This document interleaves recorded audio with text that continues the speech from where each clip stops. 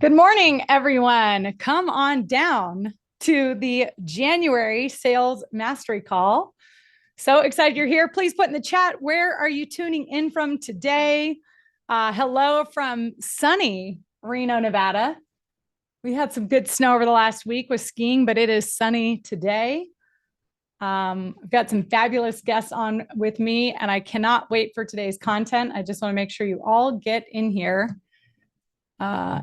Let me see if I can find Jeremiah. Okay. Kelly's here from Bozeman.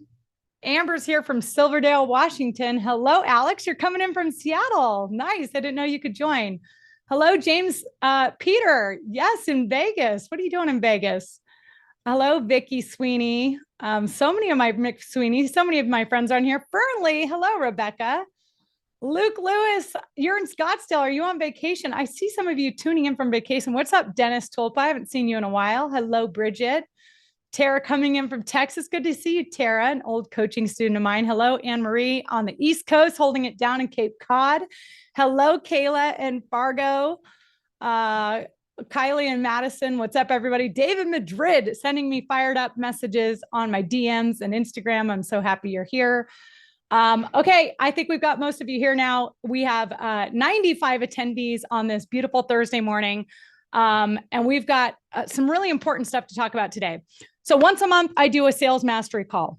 This year, I'm going to be focused on helping you grow your business, okay? I don't want to talk about anything else except growth. The theme of this year is going to be about focus, playing your game, and being the biggest version of yourself. Don't try to be like that person that you see on Instagram. Don't try to be like Seamus or Jeremiah that you see today. Don't go, oh, well, I'm not like Tara, so I can't do this, or there's no way I could be like John. You need to focus on your game, where your skills are at, how you show up every day to play big and win. And today, my hope is I share with you some different paths for income, and you commit.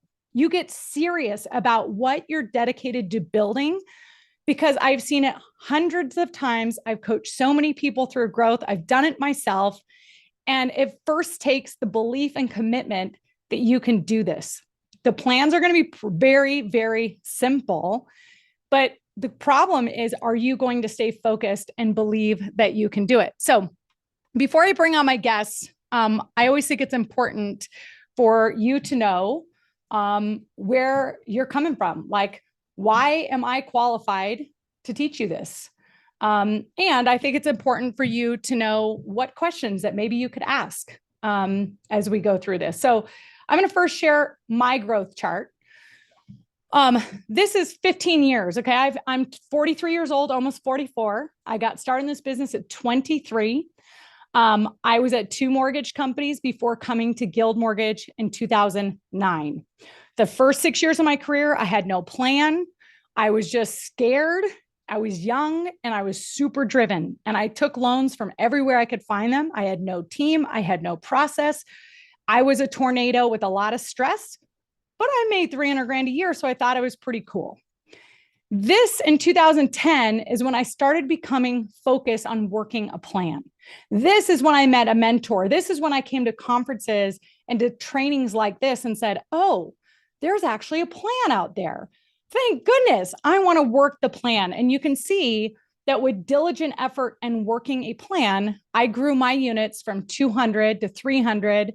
Look at the second column, from 145 to 228 to 500 to 472, blah, blah, blah. You can see a couple dips in there because the market conditions dipped. But I've grown the Gifford team officially since 2010. In 2024, we ended up at around 150, 60 loans. Actually, the 129 I did not update from the last time I did this slide in the fall. My branch started growing outside of me in 2011. Okay. And slowly but surely I added 1 or 2 loan officers. You can see over here. I had 2 loan officers in 2010, me and Jorge. I had 3 in 2011. I had 5 in 2012. I had 9 in 2013. I had 16 in 2014, which is when Seamus joined. And this is how we grew as a team. Like everybody, there's been a big fallback. 22, 23, and 24 have been really hard years. But guess what, guys? Those years are behind us.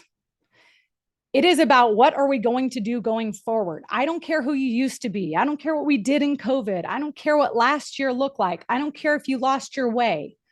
It's about what are we going to do day in and day out to build what we want to build. Now, I have to brag on my guests today because they are going to be the ones to transparently show you how they achieve these income levels and different plans. Why don't you guys come off camera real quick? I've got Jeremiah Eck, Tara Gonzalez, Seamus Murphy, and John Krieger. And guys, I don't know if you've seen this dashboard. Certainly you probably haven't seen it side by side, but Jeremiah, are you seeing it okay? You guys all seeing my Salesforce dashboard? Cool beans. So look, Jeremiah started as an LOA at 23 years old, was a sales manager at Barnes and Noble, and was excited about getting the mortgage business. I loved you from your first interview, Jeremiah. Broke out into being his own loan officer in 2021. And you could see that your volume has been pretty dang consistent, Jeremiah, in a really, really tough time, being a newbie, going out there and scratching and clawing. You also moved markets. Your husband's in medical school and now residency. So you had to move from Reno to Sacramento, and now you're working 2 different markets. So has Jeremiah had challenges? Yes. Has Jeremiah had to fight to build his brand and to stand out and to find a way? Yes. So he might be someone you can relate to. John just got started at Guild in 2024. So I don't have your growth story, John, but John's been a loan officer for what, 3 years now, John? 3 years. And in his third year did $41 million in business in Salt Lake City, which is a tough competitive market. Holy moly. And then look at Seamus. Seamus started as an LOA for me, used to be a branch manager at Wells Fargo. My brothers were like, you got to meet this Seamus guy. He's a skier and a golfer and he's driven. And Seamus said, yeah, I want a career, and jumped on board on my team. And then look, his first year as an LO went out and did 8 million, then 20 million, then 29 million, all the way up to 50, 62, 70 million. And then how did it feel the last couple of years, Seamus? All of us had this huge pullback, right? But check out your growth last year, 24 minus 14 divided by 14. Seamus, you had a 71% growth from 23 to 24. Way to be back, baby. I'm so proud of you. And then look at Tara. Miss Tara was a realtor who became a loan officer, lives in a small market in Elko, Nevada, has 70,000. What is that your population, Tara? Come off mute. It's about 50 with Elko. 50,000. 50,000. And how many realtors do you have in Elko? Almost 200. Oh, wow. Yeah, okay. So almost 200 realtors. Do you know them all? Probably about 90% of them. Okay. Yeah. You got to know them all. You got to prospect to every realtor. They all got to be your friend. You There's can some never that are licensed, don't do any business, and I don't know them. Okay. All right. If they're licensed and they do business, you know them.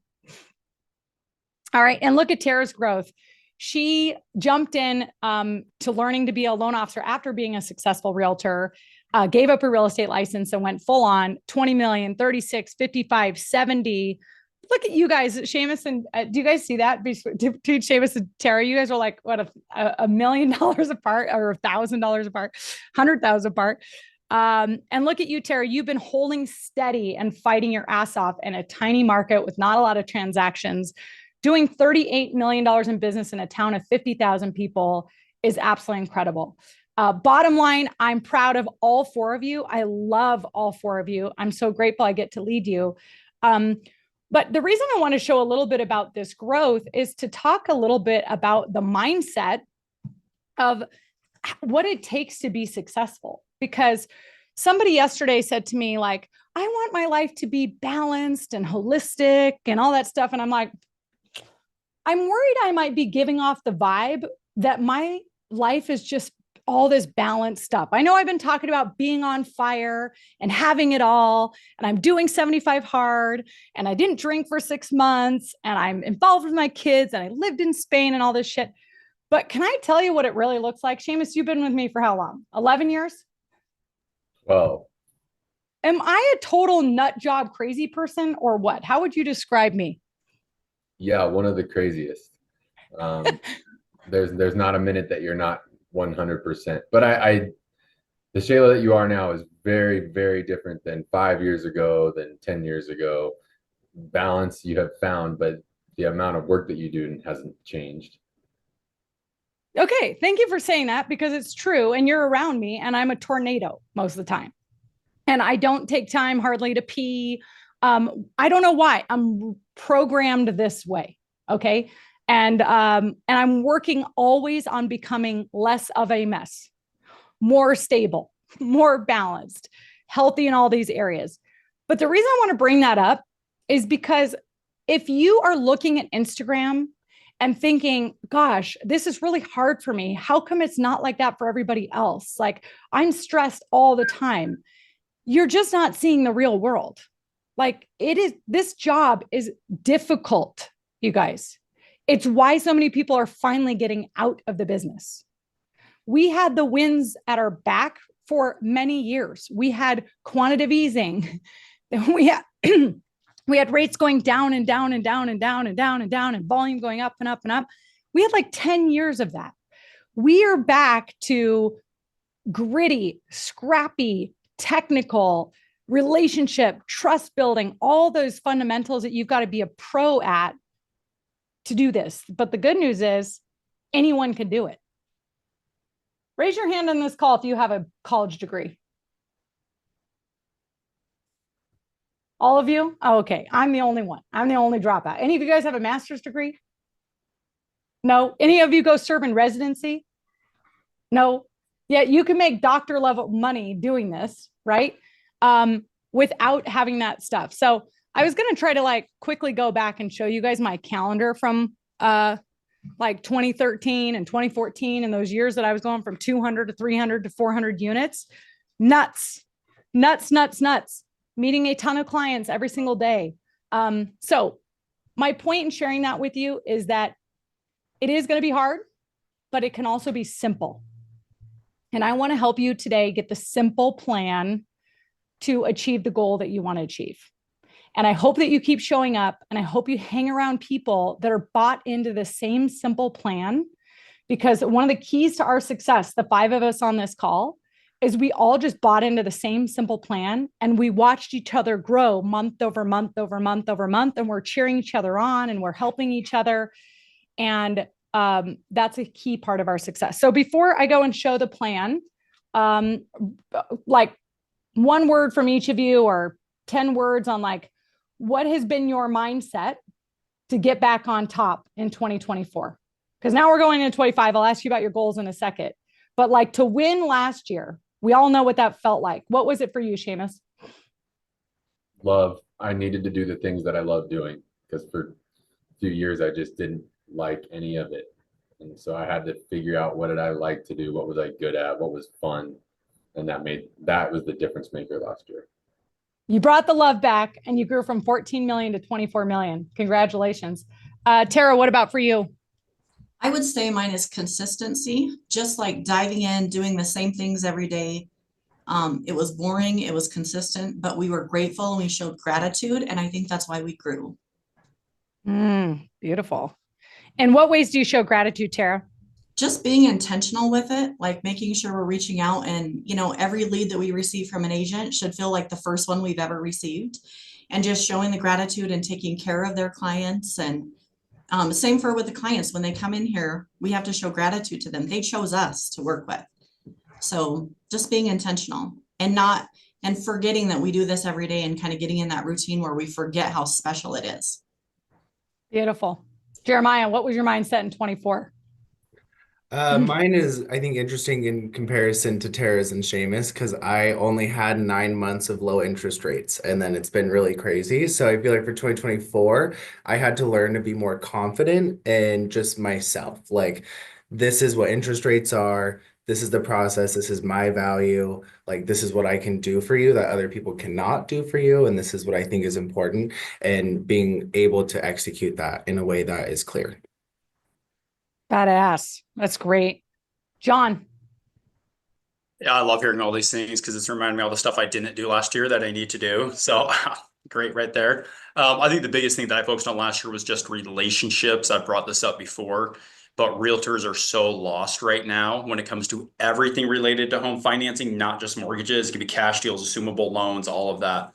And I really strive to just be the go-to person that they could call, even if it wasn't for a mortgage. It was just anything related to that. So relationships, mentoring, that kind of thing. You've shared before, John, just trying to brighten people's day, give them some hope, like being the person that they can call and reach out to. You've also said being the hype man. Did you do a lot of hyping to your agents in 24? I mean, I tried. Yeah, for sure. I think that goes back to like what some people have already said about like sharing the love, sharing gratitude. I think I need to get more exact about that. But, when they call you and they're like, hey, I'm trying to get this assumable loan figured out, my first thought was like, why the flip are you calling me? Right.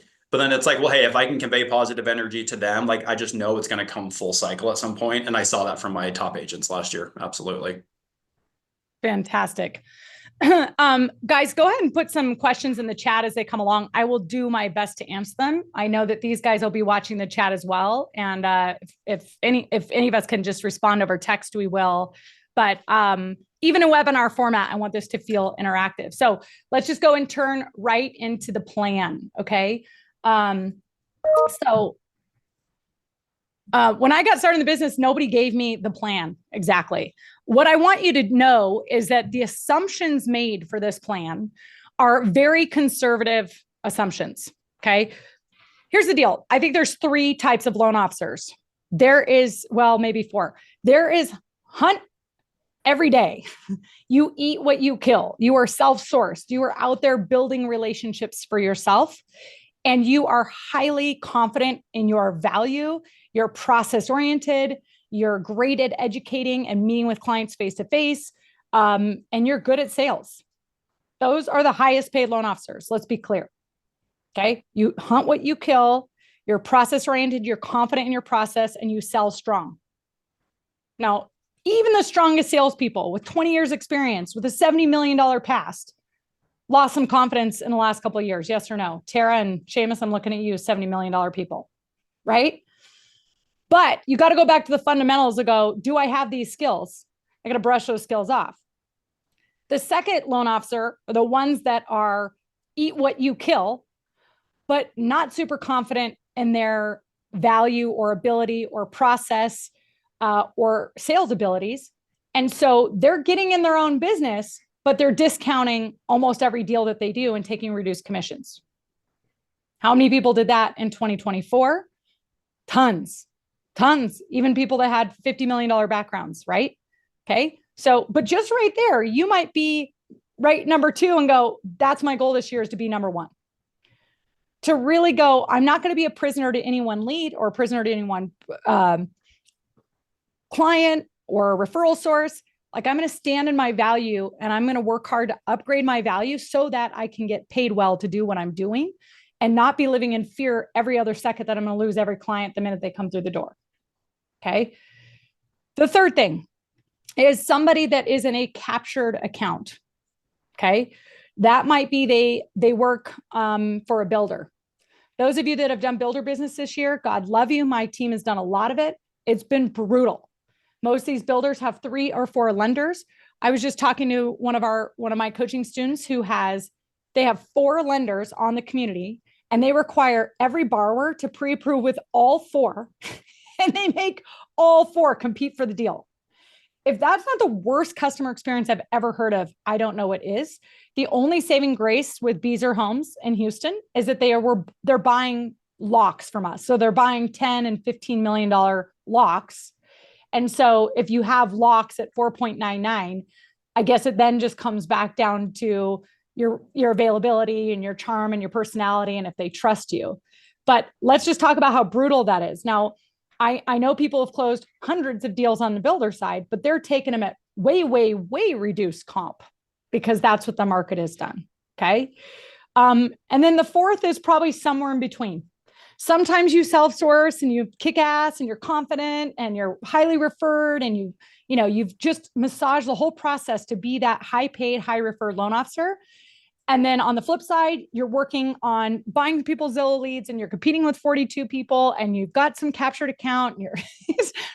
So the reason I say that is because when I put together these numbers, my assumption is that we make as an industry about $3,000 a loan. Now, I'm recruiting 2 guys in San Diego. They earn $6,000, $8,000 a loan every loan. Wouldn't it be nice to write $900,000 VA loans every day? Well, maybe, but the competition's different.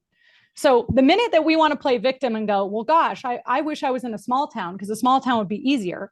That same person is going, small town, there's only 100 people. And if you mess up once, everybody talks about you and gossips about you. I'd rather be in a big town where there's 6,000. Stop doing that. You're in the town you're in. Be the best.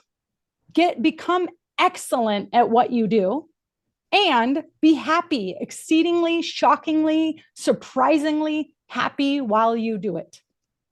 And you will always make a ton of money. Be excellent. Like not like 6 out of 10, like 10 out of 10. Really commit to excellence and being happy and joyful while you do it. Because just like that gratitude, love, and energy that all 3 of you talked about, super attractive. Okay. So as I show these plans, you might go, gosh, if I had to close 36 loans to make $100,000, oh my gosh. Well, I'm just giving you averages. For me, I would rather hit the unit goal and crush the earnings because I would rather help 36 families that each know 100 people. And those 36 opportunities are more refi opportunities. I've always focused on units, not dollars, which is why you will see nothing on my plan about volume. Is everybody clear on kind of where I'm going? Okay. Sorry, I had to step backwards to step forwards on that.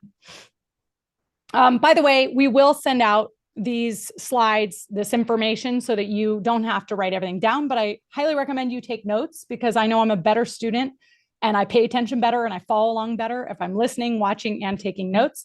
But yes, we will give this to you and the recording. So to make $100,000, 36 closings a year, that's 3 a month, and you have 0 staff. By the way, this is the hardest part of the career, right? Jeremiah, this is the hardest. You've got to be the marketing. You've got to be the originator. You've got to be the technician. You've got to be the follow-up person. You've got to do thank you cards. You've got to do all of it. But this is where you cut your chops. And listen, this is a season in your business where you got to work your ever living ass off to build that brand, that momentum, those skill sets, so that you can eventually have more volume, more income, and a staff person. It's an important place to break through. Okay. Now, Jeremiah, I'm certain that if you would have started originating in 2014, 15, 16, 17, 18, 19, or 20, you would have broken through that within your first year because I saw how you've hustled. You just had your hustle met with crappy market conditions. So you're having to, it's just taking longer, right? I believe you got to talk to 25 agents a week, talk tos. You got to have 40 agents on a weekly marketing plan. So you're doing both prospecting and marketing. And you got to talk to 5 people a week about birthdays, anniversaries. They could be Facebook people, past clients. But you've got a little bit of a mix of Sphere client stuff, and you've got agents. You're tracking week over week. Did I get 6 leads? Did I get 2 pre-approval meetings?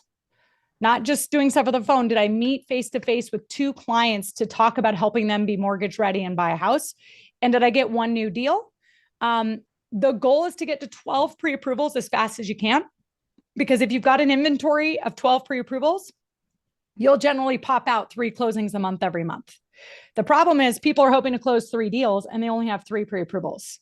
And so you're staring at those 3 families going, when are you going to buy a house? And it's like, dude, you need to have quadruple the number of pre-approvals to have the closings just kind of flow as the right house comes up or they're ready to go. So every one of these slides, I need to tell you that it's all about building your list. If this is a relationship business and width provides a stability, width meaning number of relationships, you've got to have the adequate number of relationships to hit the goal. So for 100,000, you need 25 prospects that don't know you yet. You want to know them. And you need to have 40 that are A, Bs, or Cs. Okay. A's and B's are already referring you, like you, know you, probably closing deals with you. C's know you, hopefully want to do business with you. And your partners are like, these are 20 people have said, yes, I want to work with you this year. As a salesperson, the goal is to enroll people into your business through getting them to like you, to trust you, to buy into your process. You can solve their problems. How good are you at enrolling people into your world? We're all in the enrollment business. Okay. So now we're going to go a little faster. So you could see that this is basically the same thing with income level. It's just a little bit different number. So at 200,000, 72 closings, 6 a month, 1 staff person. That starts getting a little fun. You're making 200 grand a year. You've got one person sitting there. You can, leave the office a little bit. You're just getting things rolling. You're talking to 30 agents a week. You got 50 people on a marketing plan. You're touching them 3 times, same birthdays, and you're going for 10 leads a week every week, 3 pre-approvals and 2 deals. And just like Tara said about consistency, the way you get to $38 million in volume is winning the day and then winning the week over and over and over again. And you don't focus on the huge goal. That's too overwhelming. You focus on win the day. Do I have my planner? How many people do I need to talk to? Did I talk to them? Did I do the follow-up? And then tomorrow you show up and do it again, over and over and over again. You need 20 pre-approvals at all times to make 200 grand. And you need 25, 50, and 30 between your lists. Okay. 300 grand, 100 closings a year, 8 closings a month and 1 staff person. Now, some of you are like 100. Oh my gosh, 100. Again, I would rather help 100 families make less per deal and crank that out. It's a really solid, stable business. That's that many more people are out raving in the marketplace for me. And guess what? If I make 4 grand a deal instead of 3, then I crush this plan. But this is how I set my goals, is based on the conservative basis so that I can do scalability. Okay. At 8, you're still on that twinge. It's hard. You don't have enough to really hire another staff person unless you're selling a more high margin. You're in governments. There's some different reasons why you might be able to have more staff. Okay. 12 leads a week, 4 pre-approvals, 3 new deals, and 32 actives. You guys get the point. This is very simple. 500, you're closing 13 deals a month, 13, 14. You got 2 staff people. I love this. By the way, this is my favorite. I think this is a great business. Seamus, is this a great business?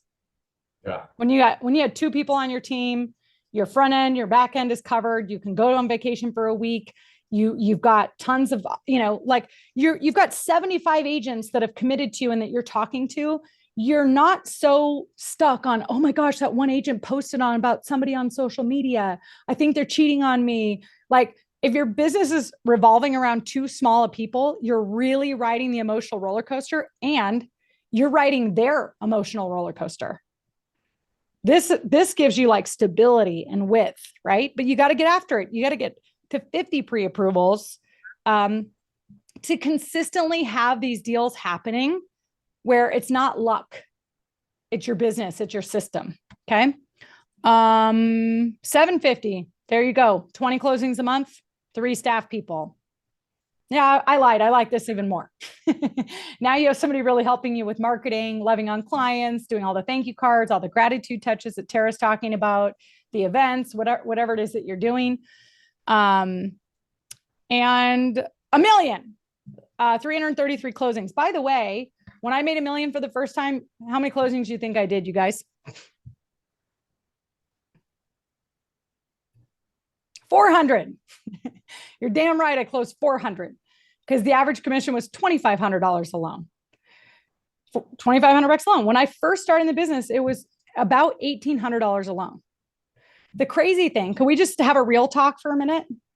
The crazy thing is that loan officers have expected to get paid more for doing the same work, and arguably maybe with these auto validations and AI tools and really great LOS systems, it might be easier to do a loan today than it was before.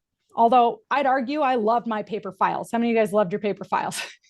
You had a left, you didn't even know those, John. Jeremiah's like, what? I don't know. I used to send my files to the underwriter over the fax machine. Okay. You had to stand there and fax 200 pages of a loan through. But for some reason, it felt faster and more efficient sometimes than all these paperless tools. It's kind of crazy. So bottom line is, you want to guarantee your income. do volume and do units. You want to ride the roller coaster? Try to make all your money on 3 people. I don't ever look at somebody with $1 on their forehead and go, ooh, I can make 6,000 on that loan and I can make 3,000 on that loan. I never talk about volume because it's the wrong focus. Just like you, Seamus, you focused on love and you almost doubled your business. You focused on doing the right thing, helping as many families, meeting with people face to face, giving them your generous time and attention. And whoa, you do a shit ton of volume. You do a lot of business, right?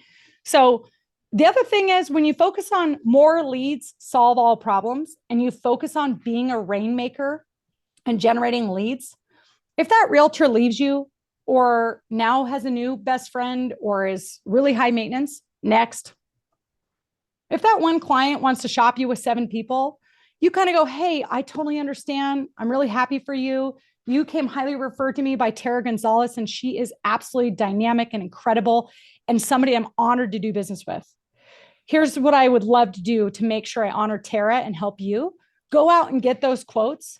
And all I ask is that you give me this last look, because I will tell you, honestly, if you should go with it, if I know if the company's reputable and if I could beat it. And if I can't, I'll happily tell you to go there. Next. Like, I'm not getting emotionally stuck on that buyer. That buyer is not my buyer. 70% of the buyers are my buyers. They will follow my process. They will take time off work. They will come sit in my office. They will bring me their documents. They will be grateful and loyal. The other 30%, next, because I'm working a units business. See, if you're trying to make all your money on 3 clients and you lose 2 deals, you're freaked out. Well, if you're doing 12 and you lose 3, you're not. So a lot of this is kind of changing the mindset.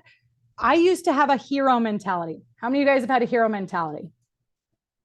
Okay, all of us, right? What did that mean?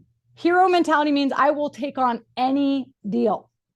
I will take on the dirtiest, hairiest deals. I will save you. I will put on my cape. I will stretch you to the last nth degree of your DTI. I will, like, all the stars and the moons have to align to pull this deal off, but I will do it. Okay. Yeah. Thank you, Jeremiah. Look at that maturity already in you. Okay. Why? I don't know. It was my ego. It was my insecurity because I'm in my 20s, and why else would they work with me? This is also why I didn't delegate well. This is also why I rode the asses of my processors.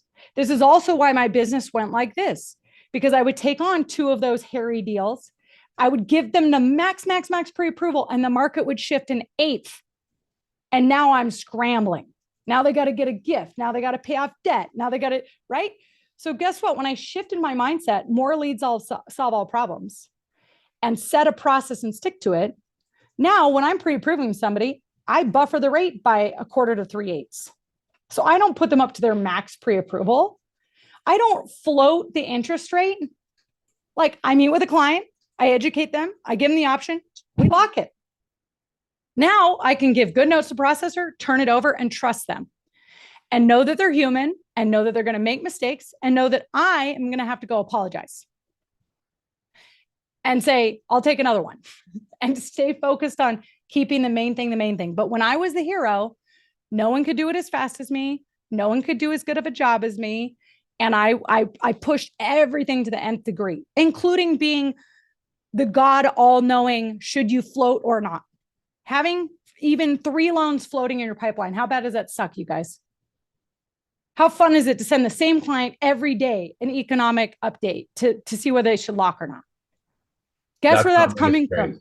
I do a lot, and I get yelled at a lot by processors. Dude, it's insecurity. It's God complex. They want the keys to the house. You gamble with their rate and it goes up 1/4. I mean, look what happened to us this year. How many people did we gamble on their refi waiting for rates to go even an 1/8 lower, and we lost the refi? Stop it. If it works for the client and they want the home, sell it. If they're going to ditch you, I'd rather them ditch you up front rather than 10 days into the process. These are just like mind shift changes that I said, I'm going to focus on being a rainmaker and getting more leads. I'm going to focus on volume. I'm not going to try to be the hero. Some people won't like me. Next. And that's when my volume went from 20 million, 40 million, 80 million, 130 million. When I was the hero and holding everything with all the control and floating my whole pipeline and freaking out and watching the 10-year treasury every day and waking up and going, oh, the market's down 30 pips. I just thought I was going to die. I didn't think I could stay in this industry long term. I'm looking at you four going, how bad are you on this? Are you guys in trouble with me? What do we got to fix? Seamus is a little in trouble. So listen, I share this all with you knowing that what we've just been through has been hell. It's been max competition. Clients have been treating us like hell. They've been so scared and anxious. However, business rules are business rules. And it's time for us to say 2025, I'm going to be a business person, not an emotional roller coaster salesperson that's comparing myself, that's judging myself, that's inconsistent, that every other client is something different, that's a pain in the ass to my processing department. I'm not going to do it. I'm going to put winning practices in place so that I can lock the loan, pass it off, and I can do the calls every single week and trust that the business will come. And I promise you, your whole life will change when you trust in your ability to be a rainmaker and make the phone ring. And I will tell you now, the reason I'm confident in telling you guys this now in 25, which I maybe would have been softer on you in 24 and 23, is people are getting out of the business. The market share and growth that you all have is going to come from all those loan officers that did 3, 5, 7 loans that are just not there. They've got part-time jobs. They're not professional. They're not consistent. And you just got to work the plan and be there, and you will pick up the business. I promise you, the business is there to get. So let's show what you guys did in 24 and how you made it happen. Jeremiah, you crushed the $100,000 plan. So I'm happy to see that I'm conservative in my numbers. So tell me what you did this year. Tell me in the yellow, how you made 164 grand. Well, like I was saying in my email too, so I feel like you said a lot of people are leaving the business, and I realized that I was chasing low-hanging fruit all the time. Little easy baby agents that do 4, 5, 6 deals a year, and they need 15 hours of work every week because they don't know how to write a contract, and they don't know how to do a BBA, and they don't know how to order inspection, and it was just a lot. And so I realized when going through my partner list that I'm working with a lot of people that aren't really aligned with my work ethic now. You know, I want to hustle, I want to grow, I want to push, and I was working with people that didn't have that same mentality. So I stopped saying no to a lot of those agents, and I focused on developing relationships with bigger, better, smarter, harder working people. And that helped maintain consistency and then quality. But also, I feel like I honored what my goals were. You know, I got married last year. I moved last year. I now split my time between 2 cities. You know, like I hired an assistant. Like there was a lot of things that changed, and it was just difficult to maintain, but it worked. Yeah. So check it out. You did 36 closings, you hit the number, but outpaced the income by 60%. You hired a staff, which isn't quite there, but you guys have a unique arrangement. She's an LOA and she's producing. And so you arranged something super cool. I don't like the slash, just so y'all know. Are you going to do 20 partner calls a week? Are you going to do 28? Are you going to do 40? Like if we hold that standard to ourselves, and by the way, I was raised in the core training where you had to call 40 agents on Monday. Do you think I ever did that? No, never. Yet I still had these explosive results. So I figured out that it's quality over quantity. Of course, I did a ton of quantity, but if you're going to call 20, make them 20 awesome calls, and don't call the same 20 every single week and expect to grow. Does that make sense? Mm-hmm. So some weeks you did 40, some weeks you did 20. Your marketing, why was that variable? Were people on and off your list, or did you not really do the marketing 3 times a week? No, I did the marketing. But what I think is variable in this is I am not really great at staying consistent with marketing. So I put on my calendar now to time block like how I'm going to do that every single week. And that's helped. I adopted the daily text with Jimmy Parsons, and I've slowly added, I think there's 78 agents on that we send out every day. And then I also do the social media stuff. So we touched up that and that worked out. Kick ass. There you go. So one change for 25, and what's your goal? Well, you told me the change. You're chasing more professional agents that have aligned energy with you. Yes. And So then my that's a goal change. is to double closings. So we're going for what? 30 72. million? I would love to go for 30 million for 72. 72 units. I like that you went for the units. Thank you, sir. You are such a good student. If I could see you all, I'd say give it up for Jeremiah. Let's give him some love in the chat. How proud are we of this guy? By the way, Jeremiah, have you turned 30 yet? How old are you? I'll be 30 in this upcoming September. Woo! By And the way, Slay with Shay. I'm only doing one event this year, and it's in Lake Tahoe, Seamus, in your backyard of Incline Village, and it's in September, the greatest month in Lake Tahoe. So Jeremiah will be celebrating your 30th at Slay with Shay. Cool. This is amazing. Your leads month over month, pretty consistent. I didn't even know I had this slide. This is a new one. Your lead to pre-approval, your credit to funded, you're at 22%. Right on. Seamus, you crushed the $200,000 plan. You made 273. Tell us how you did it.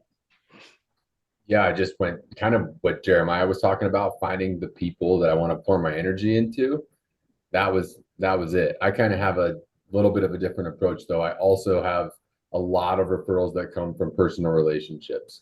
So that's been a big piece of it. And, when you talk about tracking calls, I think in the beginning of this, it was all about realtors, because that's where the business was going to come from. But as I've evolved over the last 12 years, also realizing a lot of my business comes from relationships. So I don't just track realtor calls. If I'm at that point where I'm like, gosh, I want to make 20 calls on this Monday and get this thing done, and I've kind of hit a wall, well, what do you do next is you make that call that's really easy from someone wants to talk to you. And so I'll make calls to personal relationships. It makes my life grow, but also my business. That's been a big one. And again, there's the love. You needed to call people that made you feel good and kept your energy high. And that's how you had the stamina to stay in it all year after just such a crazy adjustment, right? So you did 5 loans a month. You've had one staff person. You've actually shared her even this year. So I would put you at half. It's half. Half a staff. So you're at 20 agents a week. Have you ever called 30 agents a week? I actually used to call 40 in the very beginning because I didn't have a choice. When you hired me, you told me if I wasn't averaging 7 loans a month by the end of my first year, I didn't have a job here. So the only way to get there was 40 agents. So at least 1 week out of the month, I did for my first year call 40 agents every Monday. I love that you thought you heard that I said 7 or you're out. But here's the truth, what it was. You did say that. I probably did. I was a bit more hardcore back then, wasn't I, Seamus? But I'm closing 400. So why the hell can't you close 80? I mean, come on, let's go. But look at you, your first full year in 2015, you closed 94 and you closed 127. So look, you did what you had to do. It wasn't what you wanted to do. And I think everybody needs to hear that. Now, Seamus has got a couple $1 million net worth. He's filled out his budget every single month. He's got a second home in Incline. He loves to golf. The pressure on him to hit those income numbers has changed a little bit. And so he's working on sustainability and longevity in our business. But he also knows if he wanted to crank it up, if you were like, F it, I'm burning the bones this year, I want to make 750, the simple plan of what you need to do, and you've done it and can do it. Yes or no? Yes, I know the formula. And what I've learned, the biggest takeaway over the last 2 years is in order to, sometimes you have to reshape that formula, but it has to be things that I enjoy doing because I'm just not going to do things that I don't love doing. Seamus meets all of his clients in person. He's so charming. He pours a ton of energy into people. And so his lead to pre-approval is at 30%. When I did big numbers, my lead conversion was always lower. Why? Because you just add more numbers, you have lower conversion over time. So again, when I'm setting these weekly metrics, I'm setting them based on a 20% conversion, not a 30% conversion. So there's always a way that you guys can beat my plan. But over time, if you want scale, follow my numbers.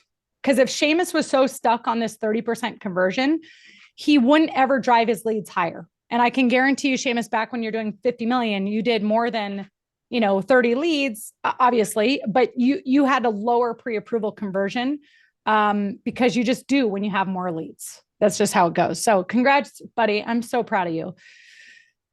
Tara, okay, you just went a little shy of the $500,000 plan, but you crushed it in terms of the units. So I have the units at 166. You only closed 120. So tell me how you did this. How'd you make 491 this past year? Well, I think it's a lot of what everybody else is talking about. I think the personal relationships and digging into your database. My team, we have a lot of agent referrals, but that really isn't the bulk of our business. And so I think also like getting out there in the community, going to all the events, being the person that people are thinking of when they want to do a loan. That's the biggest thing for us. And I think that's what's really helped us close 120. So I want to talk about that because a lot of people are very community oriented. And Tara, in a small town of 50,000, our Elko branch has always had 2 to 3 loan officers. And you guys have been 25 to 30% market share. So a lot of people would say, oh my gosh, well, we're going to be competing against each other. And how, if there's only 100 realtors that are productive, how does Tara work them and Owen work them and Morgan work them? And how do you not fight over that? What has been your attitude around prospecting as a branch and how that all works in a small market? We do probably 80% of our networking, our events, our prospecting as a branch. And I think we all work differently. Like everyone has their group of agents or their database that's different from the other loan officer. And so I think we just encourage each other. We show up. It's always easier to do a branch event, with 3 loan officers than it is for 1.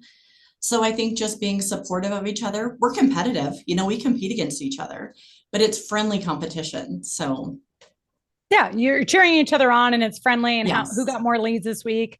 Totally. And you're talking about lunch and learns. You're talking about builder fairs. You're talking about appraisal lunch and learns. We do a lot of community events. We go to a lot of fundraisers together. We do a lot of like client give backs. We're doing things in the park all the time. So just getting out there, and we get out there mostly together. Beautiful. Tara, by the way, is in that top tier I talked about. Extremely professional, meets all of her clients in person, is consistent as hell in her networking and prospecting, marketing, and she's highly referred. She's trained her agents because she used to be an agent on, hey, the best success we're going to have is if you sell the heck out of me and I sell the heck out of you. And you get the clients to come in our office. And so your conversion is high and your comp per loan is high because there's a high trust and they're in your town, right? I also happen to think sometimes these remote small towns, you get a little bit more favorable margin than if you're in the big city where people grind the heck out of you. So everyone has their advantages. You better as hell work your advantages. Could you imagine if Tara's in a small town and she didn't meet anybody face to face? Like that would be a total miss. But yet people do that kind of stuff, right? So Tara, I'm very proud of you.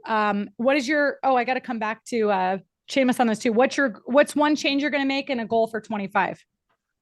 Our goal for 25 is 142 or 145 families. And a change that we're making, we're having Haley go out and prospect more. So she's bringing in more business as well. Nice. Add another salesperson. So that's 25. Good. That's 20%. By the way, out of all of our loan officers, except for 4, our loan officers grew at least 15% in our group. So I'm telling everybody, and it'll be at our branch meeting next week, I want everybody to shoot for 20% growth. We had some people had 90% growth and 65% growth, but I really think that that's a great goal, Tara. It's right on pace there. I also could have shown your leads. I mean, the lead story is interesting, you guys, because none of it's been like this up and to the right. Okay. Now we'd want it to be like that, but the market didn't cooperate, did it? We had Nope. rates come down. We had the election. We had rates going up. We've had to fight like crazy to get there. So your conversion, look at your conversion rate. If you pull their credit, Tara, 2 out of 3 people that pull their credit close with you. What I found in meeting with most of our loan officers one-on-one for business reviews is that if they met somebody for a pre-approval meeting, 2 out of 3 close. So what I'm coaching you all to say to your real estate agents is this: the one metric we have to focus on together to have success together this year is to get your clients to meet with me. I don't care if they're going to buy in a year or year and a half, or they need credit repair, or they're ready to go.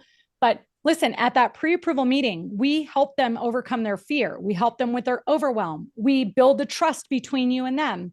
We educate them. We get them to make this a real dream. It's now real for them. They now have the data. They're now empowered. Like, so many things happen in that pre-approval meeting. And, you know, John, Mr. and Mrs. Realtor, for every 3 people you get in my office, 2 of them you're getting paid on. Now, Tara could say for every 3 people just pull their credit, you'll get paid on, but they don't really work on what can they influence? I want that realtor to focus on influencing people to get into our office. Mhm. Right? So fantastic. John, you get to round us out. Let's see here. You kicked ass on the $500,000 plan, 3rd year loan officer. Let me tell you guys about John. John made about this much money, right, in the car business, right? So Yep, it for takes sure. a lot of freaking guts to leave a career where you're making 500 grand to start as a newbie all over again.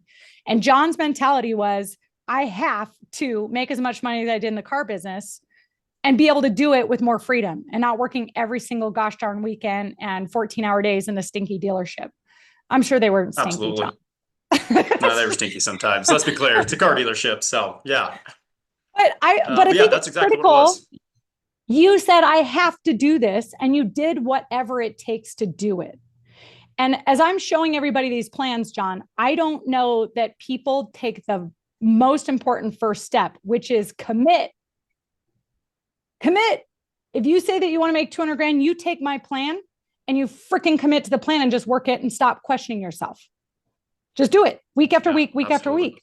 And you did that. So how'd you hit 544 with a half a Yeah, staff? I'll go back to person?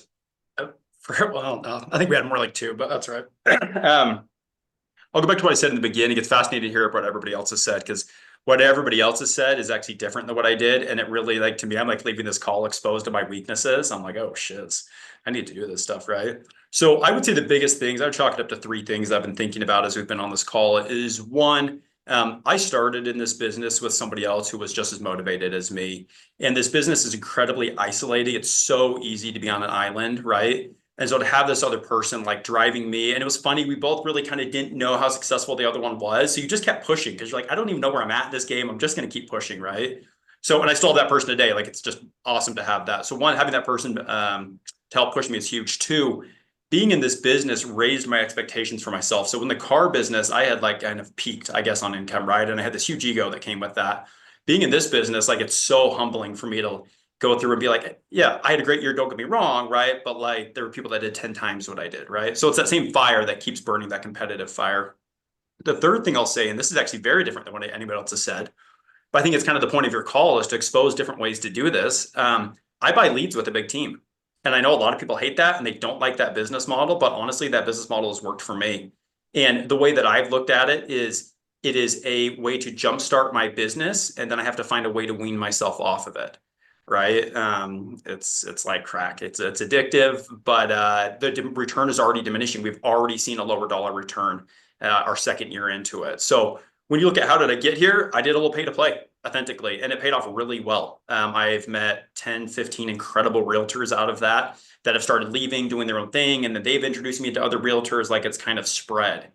But when you look at what do I need to do for the next year, a lot of it is like, you need to minimize how dependent I am upon that as we build out these relationships that have already started. Look at it as it was just the fuel to the fire right there. Fantastic. Well, John, here's what's interesting is you might have paid to get the lead in the door, but you have level 10 skill sets on your ability to communicate with people, overcome their fear, your sales ability, your ability to sell rate, So how are you able to make 544 with only 90 units? Like, you sell the shit out of your value and what you're doing, which is what we all need to do. Even if it's an internet lead, you've never looked at it and was like, oh, it's an internet lead, I can't like sell my full value. You've treated it like, no, you're lucky you found me. Like, I'm the prize. I'm going to take great care of you. And you've worked your butt off for it.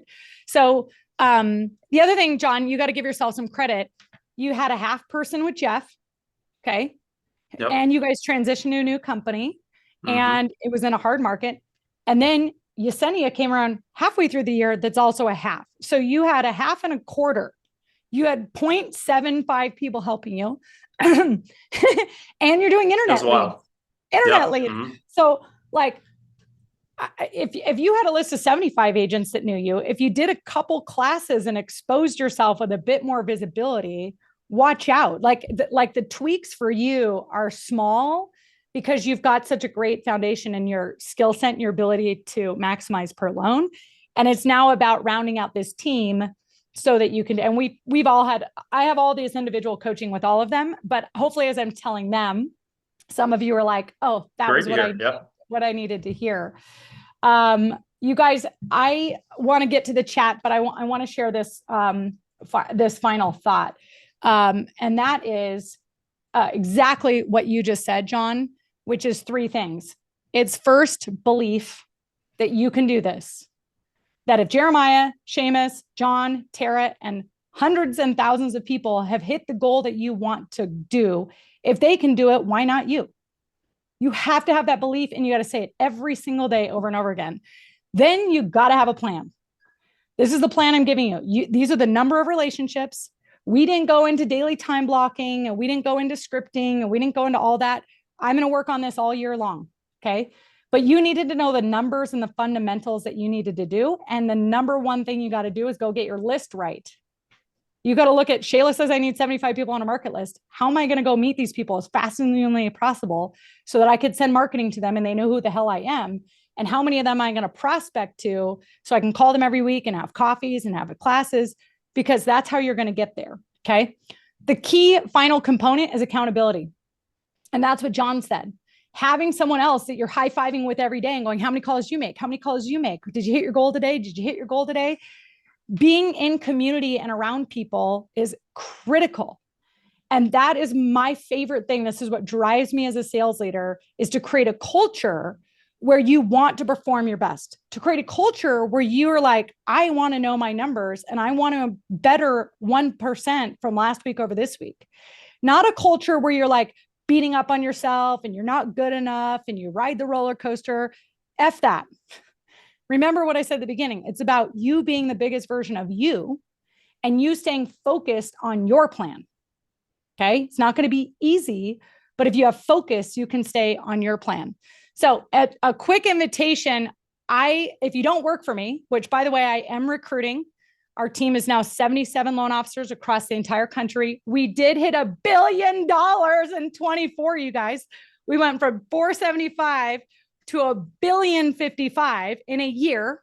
Why? Because I was enrolling. My loan officers were enrolling. We were prospecting.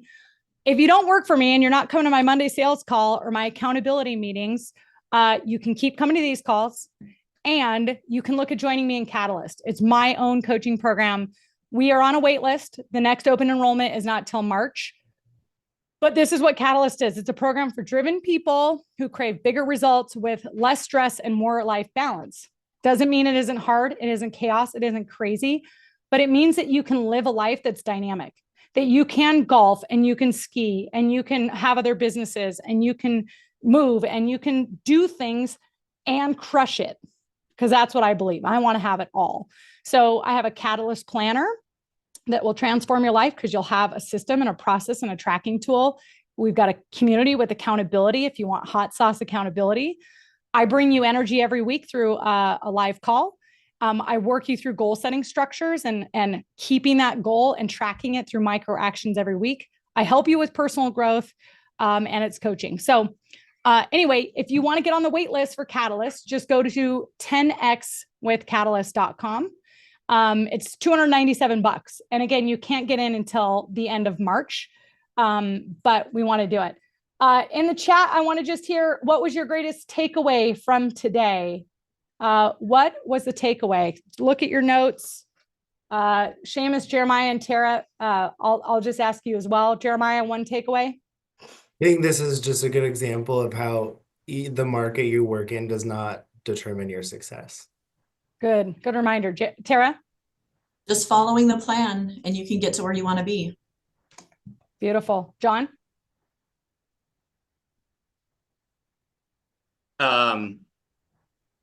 Yeah, I think more than anything, just digging into those relationships even more for 2025.